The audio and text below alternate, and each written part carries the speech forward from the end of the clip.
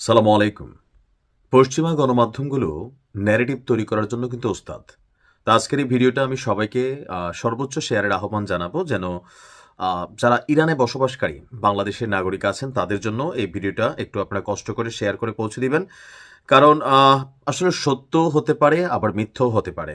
তবে এরকম ঘটনা যে এই প্রথম তা না, এর আগেও কিন্তু পশ্চিমা গণমাধ্যমগুলো এই ধরনের প্রচার প্রোপাগান্ডা আসলে চালিয়েছে। তারপরেও ইরানে বাংলাদেশের অনেক মানুষ বসবাস করে। আমি চাই আপনারা সবাই ভিডিওটা শেয়ার করবেন। আসলে পরিস্থিতি কোন দিকে যাচ্ছে? ইরান থেকে এই মুহূর্তে পৃথিবীর পশ্চিমা দেশগুলোর অনেকেই তাদের নাগরিকদেরকে ফিরিয়ে নিচ্ছে। পাশাপাশি ইরানের সাথে আকাশ যেই যোগাযোগ ব্যবস্থা আছে সেখানেও তারা বেশ কিছু নিষেধাজ্ঞা আপনার দিয়েছে, ইসরায়েল সহ অনেকগুলো দেশ। তো এর মাঝখানেই আপনার আমেরিকা যে কোনো মুহূর্তে ইরানে যখন হামলা চালাবে এই আশঙ্কা আমরা করছি। পশ্চিমা গণমাধ্যম একটা ছবি প্রকাশ করেছে যে রাশিয়ার রাজধানী মস্কোতে আপনার ভনকোভো বিমানবন্দর, সেখানে ইসলামী প্রজাতন্ত্র ইরানের একটি সরকারি বিমান অবতরণ করেছে। গভীর রাতে আপনার এই বিমান অবতরণকে কেন্দ্র করে আন্তর্জাতিক মহলে নানান আলোচনাও চলছে। প্রতিবেদনটি বলছে, বিভিন্ন আন্তর্জাতিক বিমান চলাচলকারী পর্যবেক্ষণকারী সংস্থার তথ্য মতে ফ্লাইটটি যখন মস্কোয় অবতরণ করে তখন সেটি বিশ্বের অন্যতম সর্বাধিক ট্র্যাক করা বিমানে পরিণত হয়। অর্থাৎ এই বিমানটির দিকে সবারই নজর। কিছু সূত্র বলছে এই বিমানে ইরানের প্রেসিডেন্ট মাসুদ পেজেশকিয়ান অথবা সুপ্রিম ন্যাশনাল সিকিউরিটি কাউন্সিলের সেক্রেটারি জেনারেল আলী লারেজানি থাকতে পারেন। তবে তেহরান বা ক্রেমলিন কোনো পক্ষ থেকে কোনো রকম মন্তব্য করা হয়নি।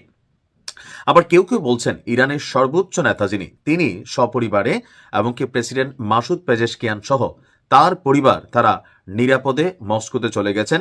যুদ্ধকালীন পরিস্থিতিতে তারা সেখানে থাকবেন, পরিস্থিতি স্বাভাবিক হলে তারা আবার তেহরানে ফিরে আসবেন। তবে এই সফরটি অত্যন্ত গোপনীয় বলেই দাবি করা হয়েছে পশ্চিমা গণমাধ্যমগুলোতে। বলা হচ্ছে যে উড়োজাহাজটি ছিল মেরাজ এয়ারলাইন্স পরিচালিত একটি এয়ারবাস A321-231। এটি ইরান 01 কল সাইন ব্যবহার করে তেহরান থেকে যাত্রা শুরু করে এবং প্রায় 3 ঘন্টা 38 মিনিটের লম্বা সফর শেষে আপনার মস্কোতে অবতরণ করে। উল্লেখ্য যে এই ইরান 01 কল সাইনটি সাধারণত ইরানের সরকারের শীর্ষ পর্যায়ের যারা কর্মকর্তা আছেন তারাই শুধুমাত্র ব্যবহার করে থাকে।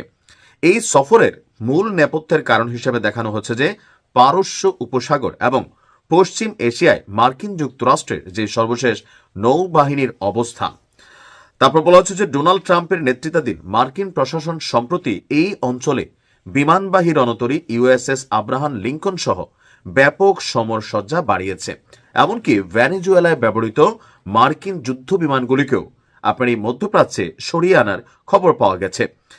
ডোনাল্ড ট্রাম্প গত কয়েকদিন যাবৎ যে মহাযজ্ঞের আয়োজন করছেন, এই যজ্ঞের বিপরীতে ইরান তাদের সামরিক প্রস্তুতি সর্বোচ্চ করলেও রাষ্ট্রের সর্বোচ্চ ব্যক্তি হিসাবে যিনি প্রধান নেতা আছেন তিনি এবং মাসুদ পেজেশকিয়ান, যেহেতু সাবেক প্রেসিডেন্টকে টেকনিক্যালি আপনার শাহাদাত করা হয়েছে, আর এই জন্যই তাদেরকে আসলে ওইখানে নিরাপদে সরিয়ে নেওয়া হয়েছে। তবে জনগণের মধ্যে যেন বিভ্রান্তি ছড়িয়ে না পড়ে অথবা সামরিক বাহিনীগুলোর মধ্যে যেন আতঙ্ক ছড়িয়ে না পড়ে সেজন্যই এটাকে গোপন রাখা হয়েছে। তবে আমার মনে হয় না এই ঘটনাটা সত্য, কারণ এই ন্যারেটিভটা গেল যে ইরানের বিক্ষোভ যখন চলছিল তখন আপনাদের খেয়াল থাকার কথা, পশ্চিমারা বারবার বলছিল যে মস্কোতে সামরিক বিমান রেডি আছে, এটা আসবে, ইরানের যিনি প্রধান নেতা আছেন তিনি পালিয়ে যাবেন, সবকিছু মিলে একটা পরিবেশ কিন্তু তৈরি করা হয়েছিল। দিন শেষে দেখা গেল যে সর্বোচ্চ নেতা তিনি ইরানে অবস্থান করছেন, এমনকি টোটাল বিষয়টা ভুয়া।